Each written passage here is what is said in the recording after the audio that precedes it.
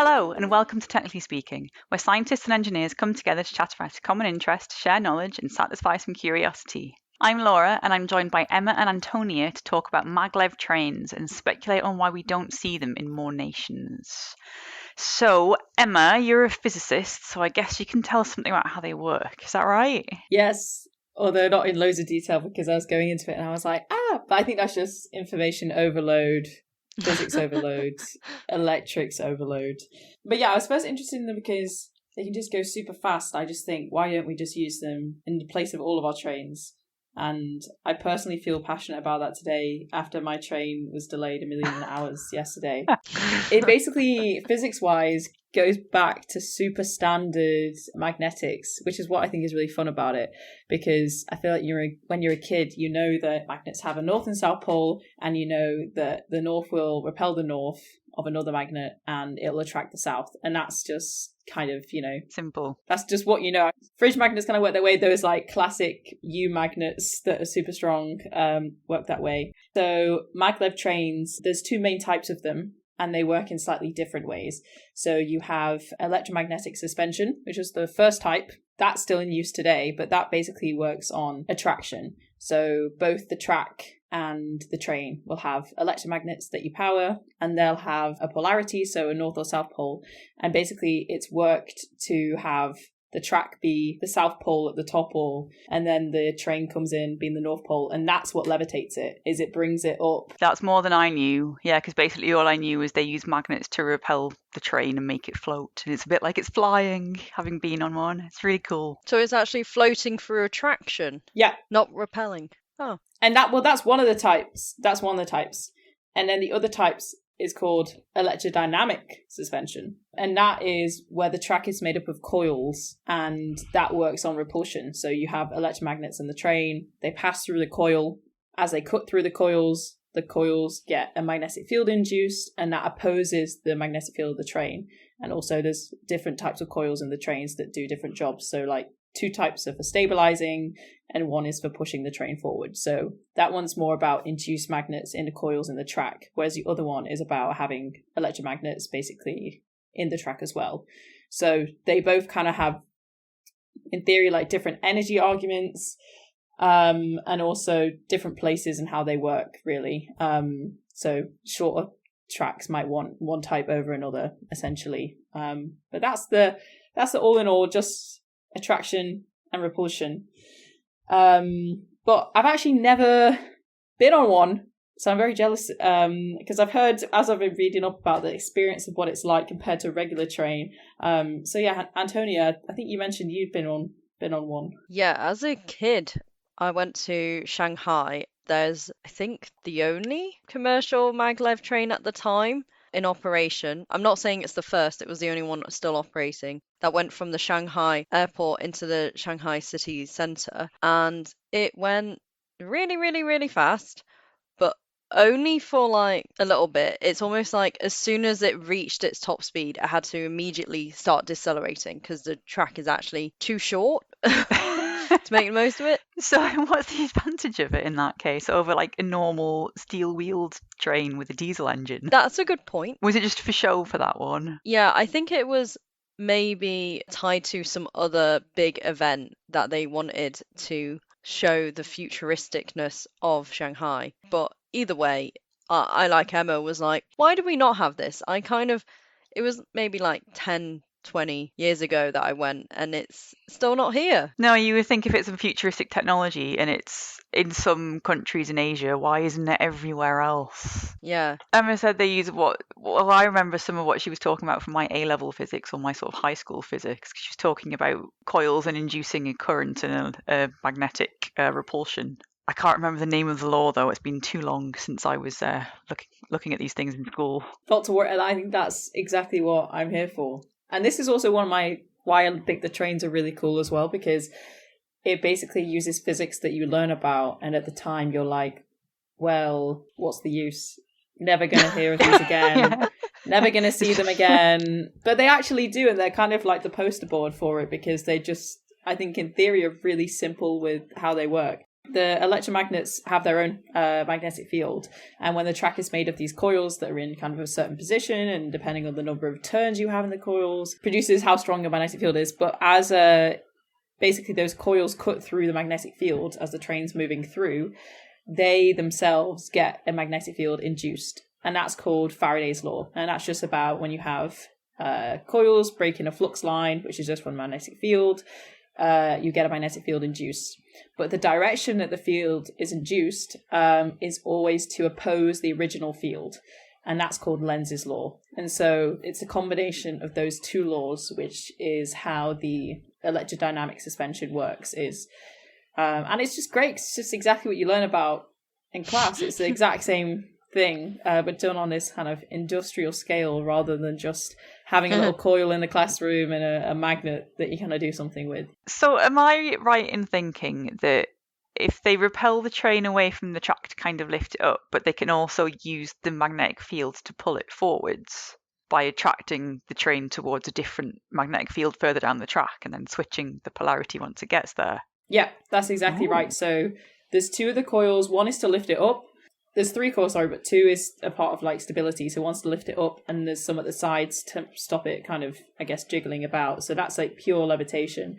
And then there's another type of coils which are positioned so that, exactly as you said, it's a continuous like propulsion forward. So there is actually no engine in those types of trains because the track is the engine. And when I was reading about this, what I thought was really cool is it's literally impossible for trains to run into each other because they're all going on the same track. Like they can't bump into each other. It just would never happen because the track's the engine. So if there was a power cut, the track would stop having energy, so then the train would just stop on the spot or get repelled. I guess it can't get repelled off that, it flies off the track. It's not that. Yeah, well, if it can't fly because it's the electromagnets in the train that's kind of where the energy's going, I guess. And so what they do to have strong enough fields being produced in the coils is that's where this kind of supercooling aspect comes around. And that's essentially just where you chill something down to, in theory, 0 Kelvin, which is absolute zero, like the coldest you can get. And you get zero electrical resistance. So you can produce really strong fields that can actually have the power to lift up these trains. So if you actually had a power cut, the electromagnets in the train would stop working, and then you wouldn't get the induced fields in the coils because your train wouldn't be producing a magnetic field. So they don't levitate when they're not on, basically, because the thing providing the field is just not there anymore. So you mentioned there's some supercooling going on. Does that mean they have to carry some sort of coolant, or is the cooling happening on just the track? So I think what the current thing they do is they do have to like pass. I don't think it's liquid helium because I'm like, surely that's so expensive. I mean, maybe that is what it is, super expensive. Or maybe they're just cooling it down to as cold as they can get, where you still have very little resistance. But I saw that there's some developments that are trying to be made to not have to use this coolant, because obviously that, I think, produces a lot of transport cost associated with it. But that just has to pass through the tracks, not really on the trains. Okay. But yeah, I think that's quite logistically a nightmare. Fair enough. And you mentioned that one of the things that got you interested in it was a speed record. And I looked into this and discovered that there's a steel-wheeled train that was developed in France, so a traditional train, that can apparently go about just as fast as a maglev train, but it was heavily modified to do this. Wow. So it's like a special track and a special train in special conditions, possibly with a tailwind. With that, though, I would be so scared of going on a steel-wheeled train of that speed. Like, it's a lot less safe in theory. Like, going high speeds, like the maglev trains, you don't have the derailing that you could have with a steel-wheeled train. And compared to some trains or even trams, which I would say aren't traveling that fast, you can really feel the ricketiness, and it's really like a lot of vibrations and shakiness and noise. Whereas all I felt on the maglev track was just a little bit of the noise, but not much shaking at all.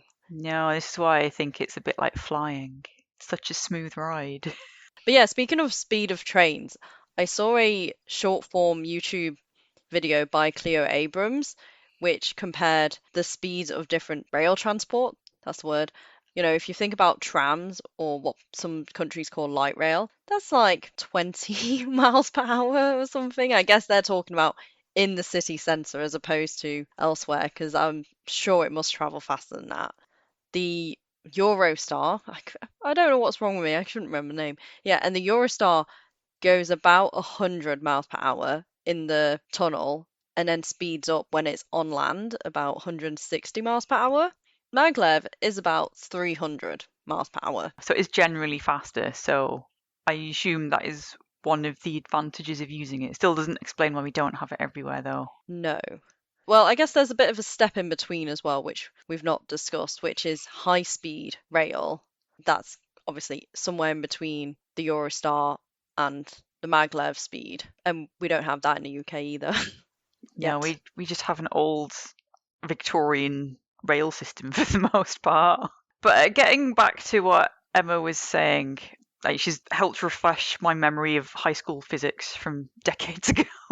I would like to think that maglev trains are more energy efficient, and Emma did kind of touch on energy use compared to things like trains or traditional trains or flying, but I don't know if they are. I know nothing about the energy use of any of these forms of transport, really. I don't know how they compare. It was really hard to try and get some figures for this information, and I think mainly because of how many different variables there are that goes into comparing train A and train B when they could be completely different in so many ways, let alone before talking about the efficiency. But saying that, I did find a study that I think to me makes sense. Maybe I'm not that critical with my, paper reviews. But it was essentially taking high-speed rail networks that go similar speeds. I think, I'm sorry to the listeners because it's in kilometers per hour compared to miles per hour, which is what we've been talking about. But and the conversion in my head, I absolutely can't do. But comparing some steel wheels, like traditional trains that are going at 330 kilometers per hour, and comparing that to maglev trains, both types of maglev trains, that are, if they're going at the same speed, what is the energy comparison? And they also accounted for the area of the train as well, which would account for, I guess, the energy per unit passenger, which I guess is all you really care about in transport. It doesn't really make sense to compare the energy efficiency of like imagine a 2-person train versus a 200-person train. So they try to account for some of the variability across the different train types. And they found that when running at the same speed, this like 330 kilometers per hour, this kind of coasting speed for a maglev train, maybe slower than that, there wasn't really a difference in the energy. And the unit is awful. It's a watt hour from kilowatt hour, but watt hour per meter squared per kilometer.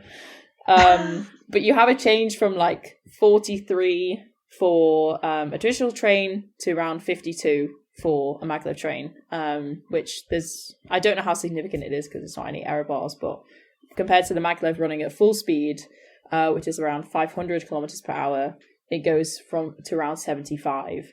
So it is more energy intensive, but I think most of that energy would actually just be overcoming the drag that you have from the air, because the faster you go, the faster air's hitting at you.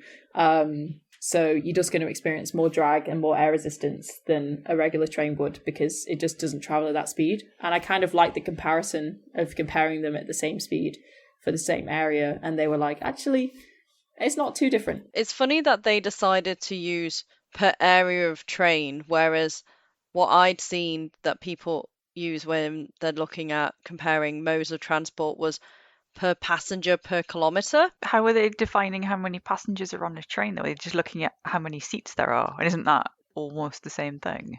I guess it also depends on utilisation and how full a train is. So I guess in Emma's case, they kind of took that variable out.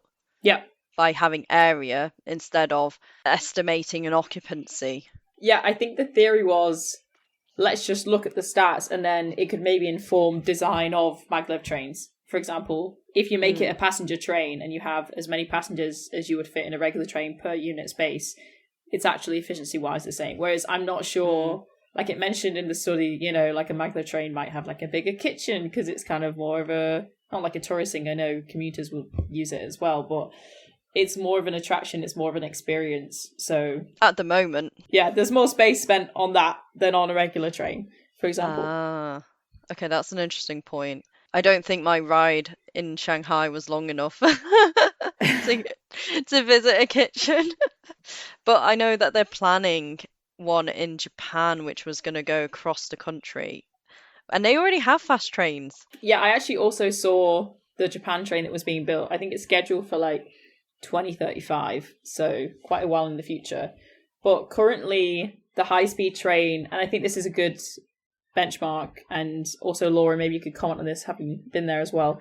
But going from Tokyo to Osaka currently on the high-speed trains they have, which I think is the maglev bullet train, I'm not 100% sure, takes 2.5 hours, but they're building one that is hopefully going to go faster, and they said aims to get there in 67 minutes. Wow. Which I like, actually, because the flight is an hour and 15 minutes, so how is it going faster than the plane? But maybe we should just compare the 2.5 on the bullet train compared to the hour and 15 flight. Well, I'm guessing one of the reasons the train kind of appears to be faster than the plane once the train's built is because the flight time takes into account faffing around on the tarmac and taxi and landing. Circling to get the right, not lane, what's the word for it? Yeah, having the availability on the runway. So sometimes a plane kind of like circles the airport a bit until there's availability. Yeah, waiting in its stack, yeah. Whereas trains, I mean, the train system in Japan is phenomenal. It's so down to the second, and the drivers can stop the train precisely where they need to stop it. Oh, yeah. So no faffing around on these trains. Yeah, if you think about loading a train versus loading passengers onto a plane, yeah, quite a different experience. Yeah, and I mean, I'm a big fan of train travel, and I don't really enjoy air travel so much because of all the faffing around you have to do at the airport as a passenger.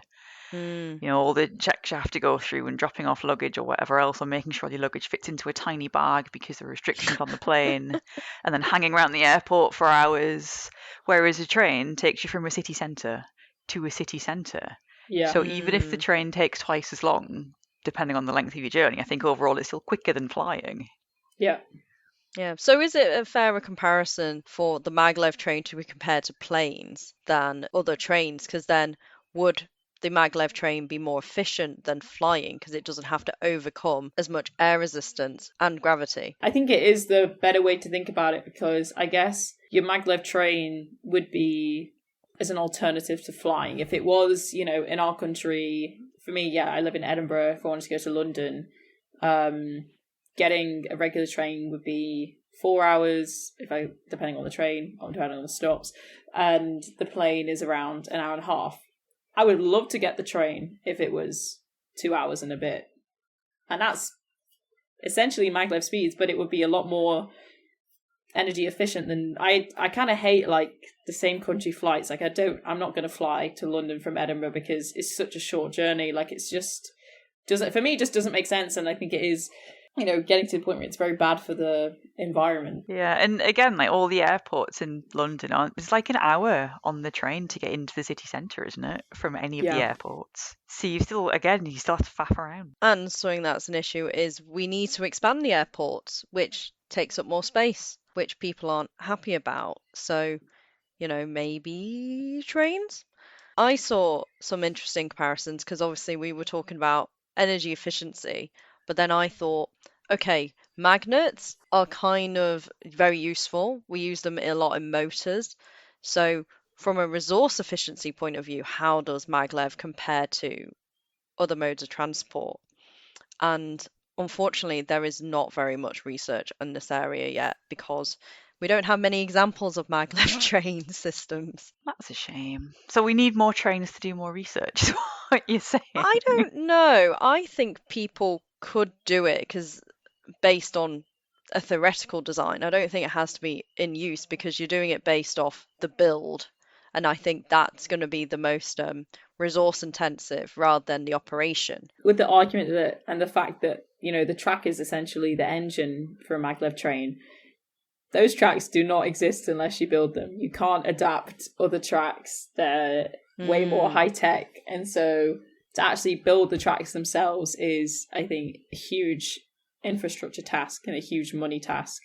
And I guess that would probably initially make the trains quite expensive to use. So I think what I'm looking for is a solution that's more energy efficient than flying, but is not more expensive than flying, really. But I think that's a huge ask, considering the trains that we have that are slow are already more expensive than flying. Oh, there are probably many reasons for that. I mean, we've got, like I mentioned before, quite an antiquated train system, which I guess is one of the reasons we haven't invested in maglevs if you need to build a brand new track that's totally different to what we've currently got. But I also agree, I think maglev trains should be more widespread. I feel like there should be more of them across Europe. I assume Europe's similar to the UK in that they've got quite a well-established steel traditional network anyway. But I've not travelled so much across Europe, so I don't know. Can I just give a fun fact about how much it costs to operate the maglev train in Shanghai? It's about 60 to 70 million pounds per year, and it was many years before it actually stopped being more costly to operate than it was making money. So it's not profitable. Was that because that one's really short, though, the one in Shanghai? Maybe. Apparently, the Beijing-Shanghai high-speed rail is very profitable, though. People like that. So maybe, we just need to actually get what people actually want, because it had apparently a net income of 1.3 billion pounds. Yeah, see, if I could get to like Manchester or London in 2 or 3 hours, it currently takes about 4 or 5 to get to either one of those destinations where I am, I'd be much happier. I would pay good money to get a maglev in the UK. Me too. I mean, I just think that it should be at least for travel in the UK, because then it would also take, I don't know, so much genuine traffic away from the airports. There's loads of flights that go to different regions of the UK. If that was all moved to maglev transport, then the flights would be international, which I think would kind of, there's not really a solution to that yet, unless you have like underground maglev trains, which is how I don't know. That's how I thought the Eurostar was like actually in the sea, like a glass tunnel for so long. So in my head, I'm like, that's what maglevs could be, like across the Atlantic. They're just, but that would be a bit scary if you got stuck in the middle, I think. I mean, I've not been on the Eurostar, so I can't really comment, but I feel like just being in a plane in the sky is probably quite scary because you're just relying on physics to keep you up there, and if that physics fails, then other physics, being gravity, kicks in. Yeah. I guess the same as trains then. Physics is always the thing you're relying on, hoping nothing happens with. Yeah. Not to be the one who seems to have taken all the fancy trains, but I have been on a Eurostar as well. Ah. It just feels like a really long tunnel. Not very exciting then. But then again, I guess do you get into Lyon on it? Is that, where did you go? I went to Paris. I think it goes all the way to, you can get them from Amsterdam as well. It does go further. There are different bits it goes to. Yeah, and again, you're sort of pretty much right in the city centre rather than having to fly into an airport. And then, so to get to Paris, you'd have to go to Charles de Gaulle and then get the metro out. So you're still on a train to get out of the airport. Is the common theme here. I guess the advantage of trains is it's for repetitive routes, right? So someone suggested, what if you put a maglev train into a vacuum so that you don't have air resistance, and they call that the hyperloop? I've heard of this. It makes a lot of sense to me. If you're sort of sucking vacuum constantly, that's a weird phrase to use. Didn't sound weird until I said it out loud. I guess creating the vacuum surely must also be a little bit energy intensive. I don't know. But do you also get a bit of a vacuum effect from when trains are going through tunnels anyway? Yeah, but it probably won't be anywhere near like a true vacuum. Anything significantly near a true vacuum. Well, luckily there have been some studies on the hyperloop as well, because that is a theoretical idea. I guess the studies is sort of to figure out if it's feasible to actually build one before they just go ahead and build one and then realise that it doesn't work as well as they expected. Correct. And then another idea was having a battery on board to make it accelerate faster. So that they'd kind of induce some sort of magnetic field using the battery to propel itself against the field that's already in the track. I'm confused. I was confused. But I think the main thing I liked or not liked about it was, yeah, you're getting rid of the air resistance, but it looked like it wasn't that different from a regular train in terms of comm footprint. Okay, so there isn't really any advantage to it in that case, I suppose. There's no benefit to having the vacuum. Is that what they're saying? Yeah, I think basically any of the saving from using less energy you used building the vacuum and building the fancier version of a maglev train. So, in my opinion, my conclusion from that, but they didn't study it, was forget the vacuated tube then, just have the maglev train. Because Yeah. the tube added so much more environmental cost to it. And that's only the air resistance is really just putting a cap on how fast you can go compared to how efficient it is.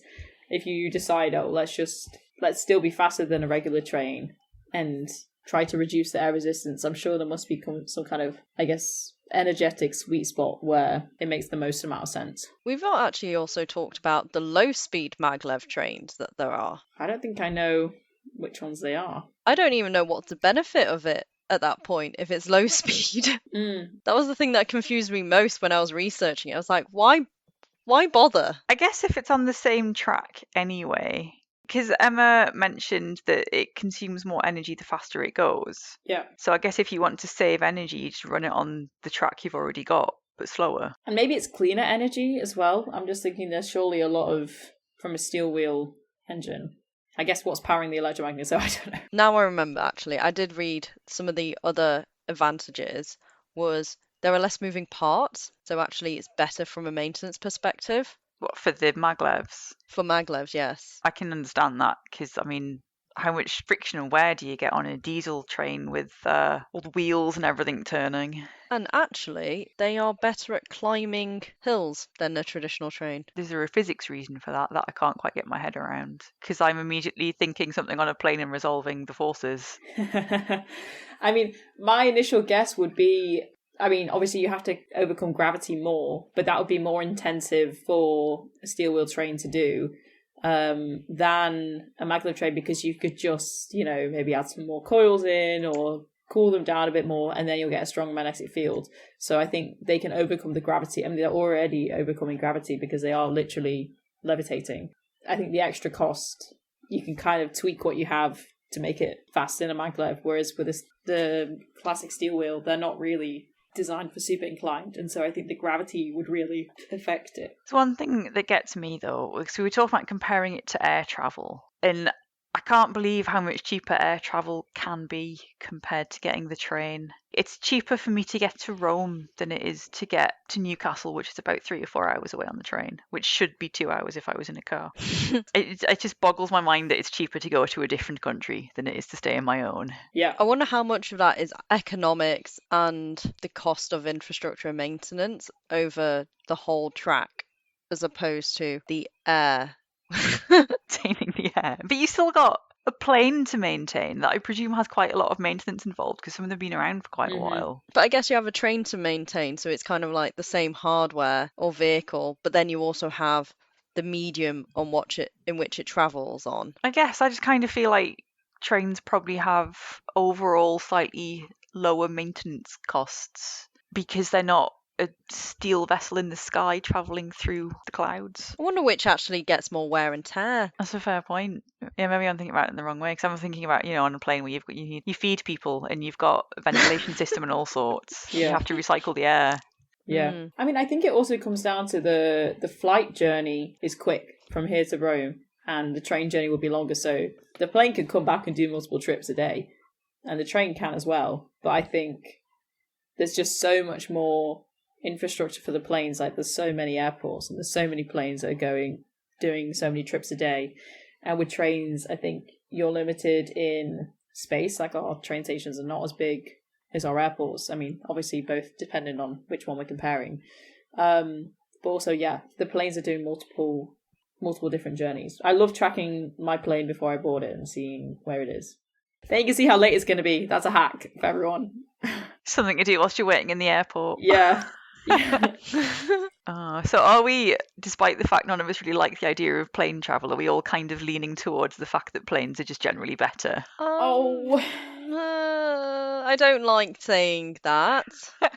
I wonder how much non-economic cost is put into the price of a plane ticket. So we are not taking into account the greenhouse gases that is emitted because there's so much more fuel use for it. This is true. I mean, if maglevs are just purely electric, then you can fuel them, power them using purely renewable sources. Yeah. Yeah, we aren't quite there with airplane fuel, although we had that e-fuels episode a couple of years ago. It's still a developing market. I also really want to mention that the UK, more specifically Birmingham, had the first ever maglev train in the 80s. That then Wow. they couldn't renew the parts enough, or I think there was not enough, support from the whole world to actually keep it going. And so I know we don't have any anymore, but we were genuinely the first. So we don't have it now because it was too new when we did.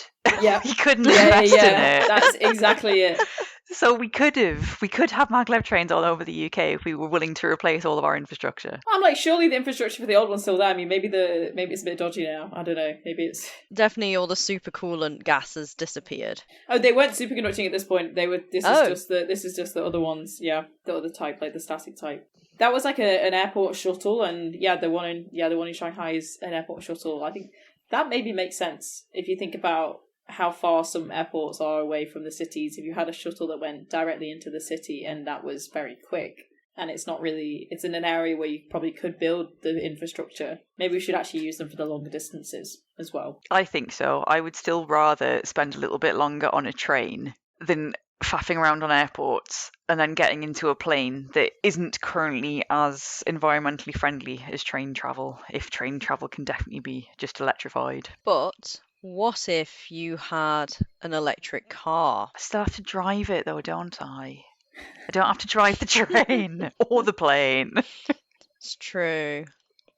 Because I saw a lot of comparisons to electric cars, and I thought, but that's just still traffic, and speed limit on the motorway in the UK is 70 miles per hour. These trains are going 200, 300 miles per hour.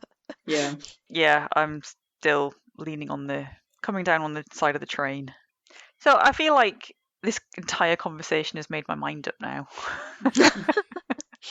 It's cemented my desire to use the trains over planes. It annoys me that it would take me sort of 2 or 3 days to get to parts of Europe when it would take about a couple of hours on the plane, and it would be more expensive to get the train.